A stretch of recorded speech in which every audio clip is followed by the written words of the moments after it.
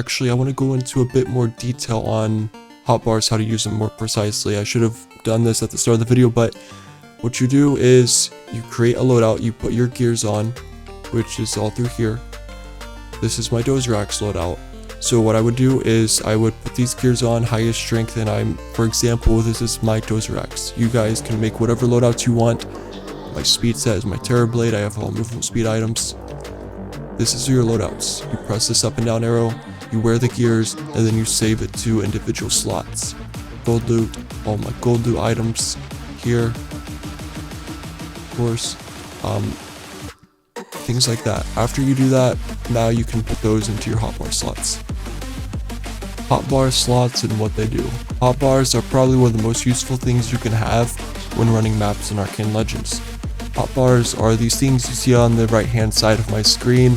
The up and down arrows, which are loadouts. The pet claws, which are of course pets. You could put skill loadouts in here as well, but I don't see a point for it. It's so useless in my opinion, because you can't switch skill loadouts if a skill is on the cooldown, even though if the same loadout, or if the loadouts have the same skill and attribute points, you cannot switch loadouts. It's dumb. You also have inventory items. Now, inventory items is something I would never put in a hotbar unless if it's elixirs. But if it's like pets, like pet eggs, never put it in the hotbar, because if you click a pet egg when it's in the hotbar, it doesn't bring up a prompt to say open egg, it just automatically opens it. That goes with anything inside of your consumables, which is your chest slots. So I don't recommend putting anything in there except elixirs. Pets, probably 2 pets is all you need. Gold loot and damage, or movement speed. Your loadouts, hotbars are mainly for your loadouts. Also, you can go to your options. You can scroll down to the very bottom on game 1 and put hotbar loadout, or layout I mean. And you can increase the contrast or the capacity of it, like make it visible or invisible. I'm surprised they even make it where it can be completely invisible if you remember where your slot is. I mean, you can do that, but I prefer mine to be as visible as possible.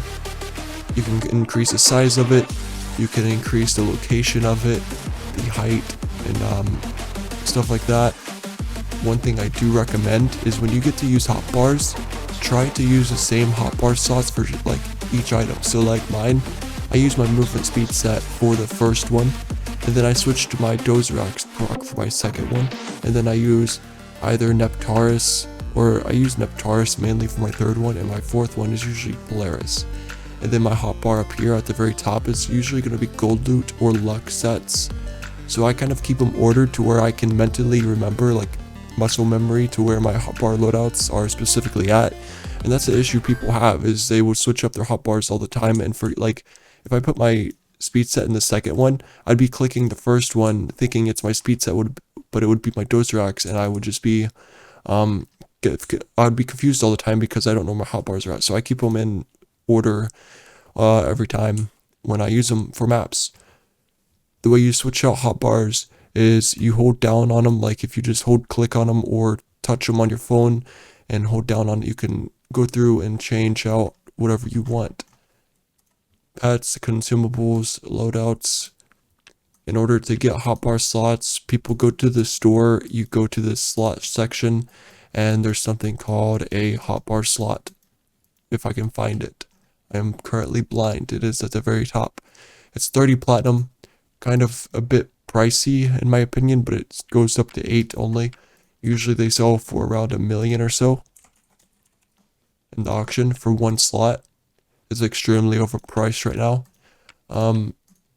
Also about platinum, the best way to convert platinum to gold and like pricing things more precisely is going to be Elite Awakening gem. So you see 5 platinum for Elite gem. So type in Elite gem in the auction is 250k for 5 platinum. So 30 divided by 5 is 6. 6 times 25 is 125. So 1.25 mil is what hotbar slot should be worth, and they're listed for 3 mil. So that's how you can easily price things with platinum, by the way. I guess that's all I've got to say about hotbars. It's pretty simple.